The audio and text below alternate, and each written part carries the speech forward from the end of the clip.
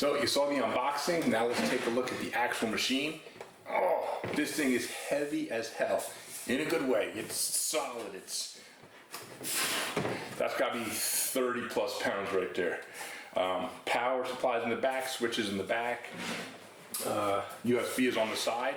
One thing I like about it, just off the cuff, it's got a nice big touchscreen. I mean, that's maybe the biggest touchscreen I've seen in a long time, which is nice.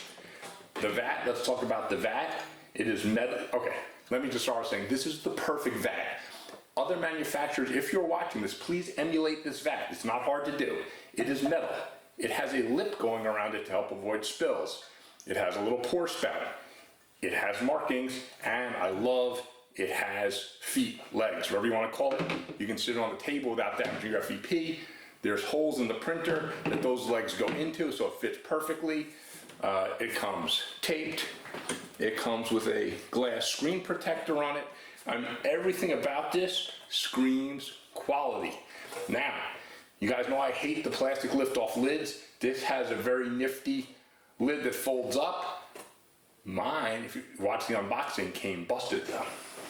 So, although I'd love to give the lid high marks, and without mine being functional, I will give it high marks because I love a flip-up lid like this. Unfortunately, it came shattered. The machine was well packaged though, but you probably can't see on the video, but there's even some slight damage to the front here. I was worried it might not work, but it worked great. Someone in the shipping process must have decided to throw this off, you know, like a 20-foot lift because it was packaged great, yet the screen came shattered and the machine came dented.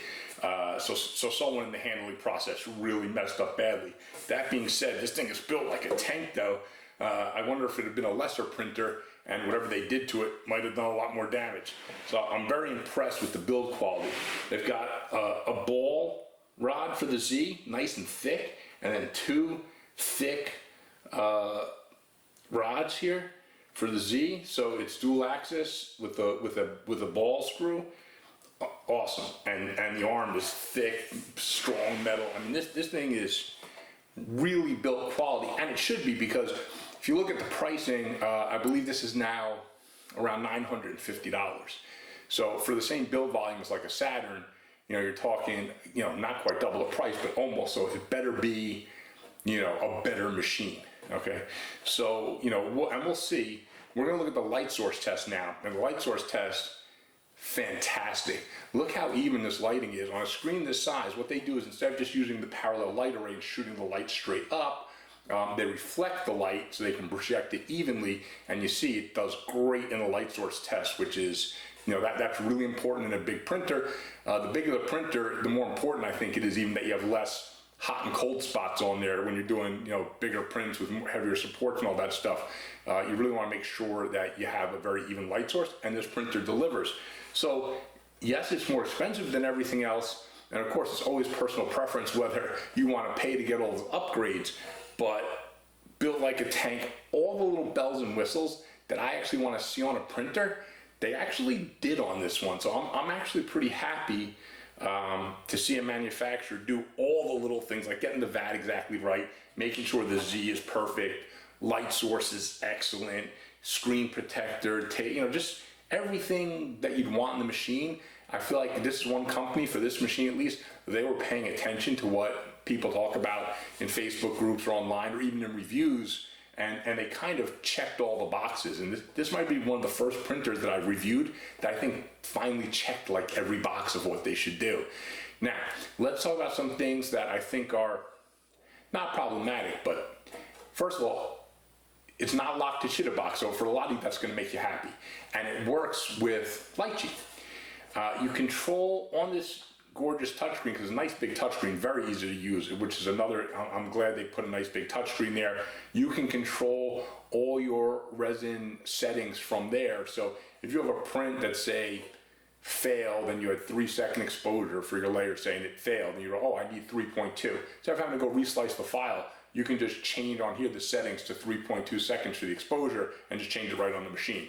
And that's because they have supposedly a more powerful, you know, computing processor in the board, And that also allows for built-in Wi-Fi, true built-in Wi-Fi, so you can control the printer, from your phone if you want. So again, this printer is a lot more expensive, but again, has a lot more bells and whistles. And now what we need to do though is I need to show you prints and let's look at what the actual product is, because you can have all the bells and whistles, solid construction, and a nice vat, but you need to print well, you need to print reliably, and that we never know until we actually test the printer. That's why we don't go by specs, right? We actually have to test the printers and see what they do, make sure, like I can't imagine this Z would flex at all, but you have to test it, right, to see. So let me go and get some prints, get some pictures, and we'll come back and talk about this machine a little bit more. Thanks. So after printing with it for a couple of days, I'm very happy to report this thing prints great. I have to admit, after unboxing it and inspecting the machine, I was expecting it to print great, because with a stable seaming Z, a great light source, strong board, why wouldn't it print well, right? So it did not disappoint. So I printed obviously a lot more than this, but this is what I just brought down to hold in my hand while I was talking, and I'll show close-up photos. I print the same models over and over again on the machine. I printed on all the corners of the machine, and as I expected, based on the light source being even, the machine printed very nicely at all four corners. I didn't see any drop-off at all in the light or details at any of the prints on the corners or anything like that. So that was good.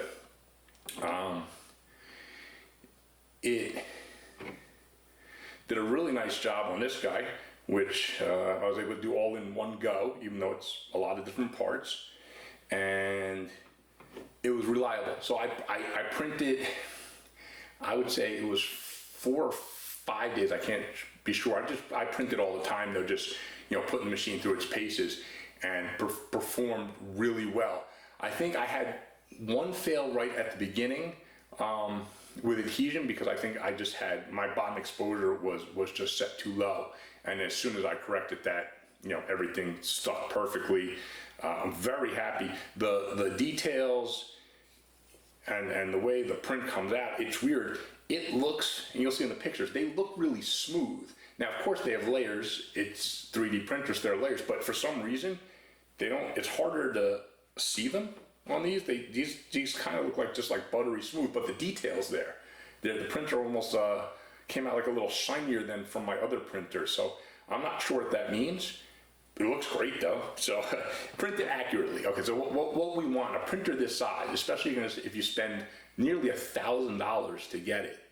Although I do think, when looking at their page though, I think if you're in a country that has VAT, I think because they already have it to their distributors in Europe, I think you don't pay any VAT if you get this printer. So I believe, I have to double check that, but so that might make it a little less expensive than it appears on the surface if you don't have to pay VAT. But anyway, results were quite gorgeous.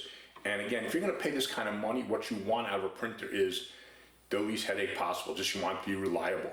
So it printed great for me. Like I said, once after that initial fail, just because I had my bottom exposure off, printed fantastic, nothing even close to a fail, and just very functional. And I wanted to say something that I can't remember what it was now. I looked very, very carefully at the Z when it was printing, and there was absolutely zero flex, bend, whatever you want to call it. That arm and the Z did not move at all. It was stable as anything. So that's good news also, because that means it should result in very good accuracy in the prints. And like I said, what I printed over and over again, and every print came out the same basically, they look great, I think.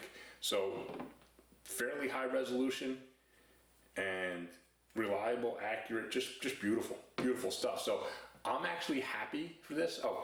Full disclosure, Creality sent me this for review. Doesn't impact my review at all. I could care less. They send me one for free, or if I buy it, doesn't matter. But I do have an admitted, again, doesn't affect my review, I have an admitted soft spot for the company Creality in general, just because nostalgia-wise for me, The first 3D printer I ever owned was the Ender 3. So I'm always hoping Creality will come out with good resin printers to compete in the resin area. And the LD006, I think it was, which I reviewed, was pretty good, but was very late to the party. This printer is very good, and it's not late. It's on time. It's competitive. The only bugaboo here being the price. And I do think they're higher build quality than what I've seen from other companies. But again, it's comes with a hefty price tag. So that's up to a personal thing. If someone says to me, "Well, Greg, is it worth it?" I say, if you have the extra money, it's always good to get something that's built better and has maybe some better components than something else. But is it absolutely necessary is a different story, because like for me, my Saturn has been performing flawlessly also. So, it's just up to personal preference. I mean, maybe if you're running as a business and you can write off the expense and you just want to ensure you have the least problems possible, maybe because it seems to be so well built and has all the bells and whistles, maybe this is a good choice then. But anyway, either way, I think you definitely will not go wrong if you buy this printer. You're not going to buy it and like, "Oh, I regret this thing sucks." Like, that's not going to happen. It's a very high quality piece of equipment, and like I said, checks every single box you want it to check. So like I said, if you buy it, I don't think you'll go wrong at all. So that's it for my review. If you have any questions, leave them in the comments below. I'll try to answer.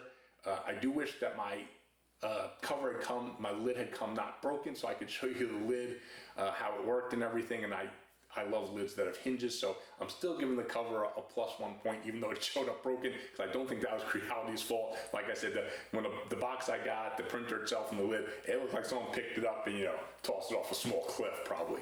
So that's it. Please like, please subscribe, please check out my other review videos. I've got a lot more resin reviews that I'm in the process of making, so come back and check those out so you can see what resins will work best for you. And thanks for checking out the channel, and happy 3D printing.